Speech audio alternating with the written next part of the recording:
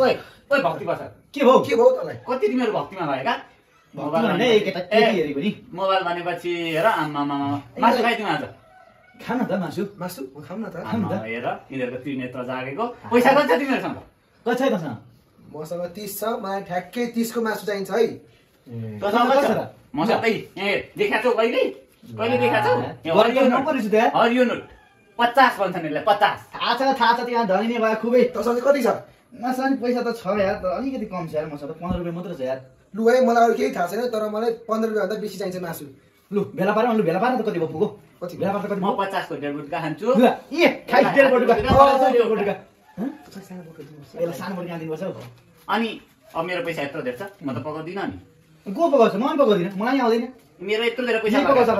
हेर म पकाउँछु तर अस्ति जस्तो म गन्थ्यो दिनु न खोर्सानी दिनु न मसला दिनु न यो त्यो भन्न जाँदिनँ म गन्थ्यो यो 15 रुपैयाँ सेयर होल्डरलाई पठाउनु छ 15 रुपैयाँ देखा नि त यसलाई माग्न पठा ओ पनि जान्दैन मेरो पनि अलिकति इज्जत छ ख्याल गर नि खाना चाहिन्छ नि तँलाई चाहिन्छ मेरो 50 रुपैयाँ मसला किनेर ल्याउ न त 15 को मासु कति हुन्छ जान मैले यति धेरै पैसा दिएको छु तिमीहरूलाई जान केटा जान आज जान त प्लिज जान मलाई जतिखेर पनि मलाई मगन्ती बनाएको छ आफू जानु छैन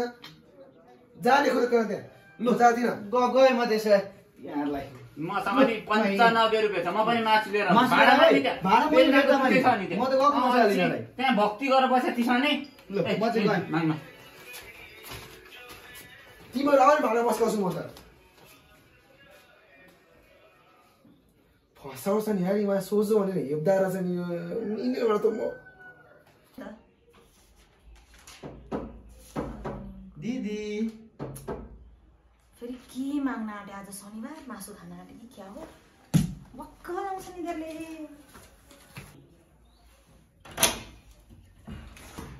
के गरिन्छ दिदी किन र यतिकै पढिरहेको थिएँ ए टमाटर छ तपाईँकोमा छैन भाइ अहिले त सकिएको छ ठ्याक्कै आज सकिएको हो र दिदी छ भने दुईटा दिन न छैन भाइ किन र ए आज मासु खाऊँ भनेको छैन 30 रुपैयाँ त हो नि टमाटर किन त्यति नाले सक्दैनौ ल चाहिन्छ दिदी कति छुची केटी रहेछ हौ दुईटा टमाटर माग्दा नि दिने जानु पर्यो माथि अब दिदीकोमा आज छ कि छैन दिन्छन् कि दिँदैन नि यहाँ पनि वचन लाउने पो हुन्छ ए भगवान् यहाँ पनि चाबी लागेको छ यार कहाँ माग्न जानु आज त मासु खायो होला जस्तो छैन हौ जानु पर्यो तल दिदीकोमा फेरि अर्को दिदीकोमा किन दिदी एकचोटि यहाँ दिदी खाने म त कति राम्री कपाल पनि लामो भइसकेछ रेखा थापालाई नै पो टप्छ कि क्या हो म मुकेश भयो दिदी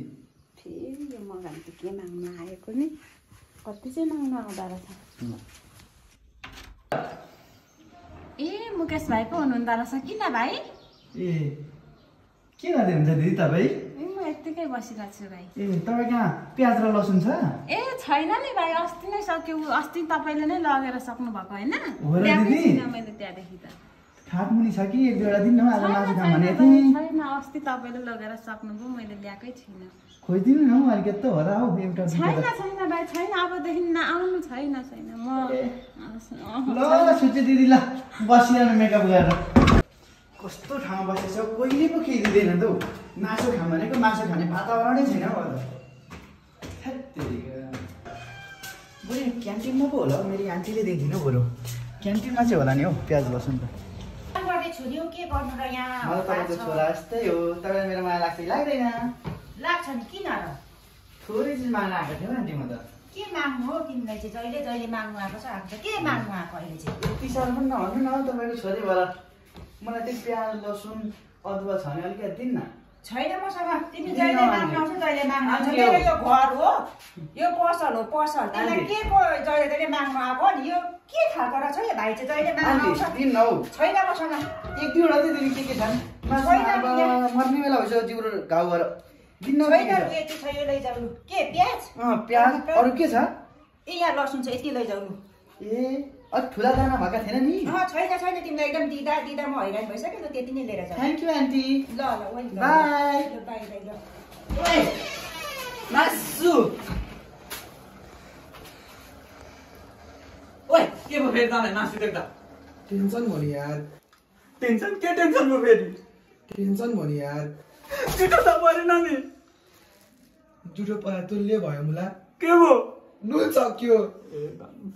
त्यसलाई माग्नु पठाउँछु त चुप लागेर बसेँ त चुप लाग्नु म त्यसलाई पठाउँछु त्यो म मात्रै मान्न ल नमानुस् या नमानुस् म पठाउँछु त चुप लागेर बस ल ल सातो खायो माछाले सबै थोक खाएँ अब यति ल केटाहरूलाई दिने हो ल केटाहरू मासु खाऊ के भयो तिमीलाई दुइटालाई चाहिँ किन झोक्रा खायो अरे एउटा समस्या पर्यो फेरि के पऱ्यो समस्या फेरि तिमीहरूलाई चाहिँ नुन पनि सकिहाल्छ नि त हे भगवान् लु लात्याहरू खाऊ म त खान बस जान्छु फेरि जाऊ त्यो जा अब माग्न एकछिनमा त थोरै एक चम्ची हे भगवान् यो ब्याचलर लाइफमा नि मासु पकाएर खान कति गाह्रो भएको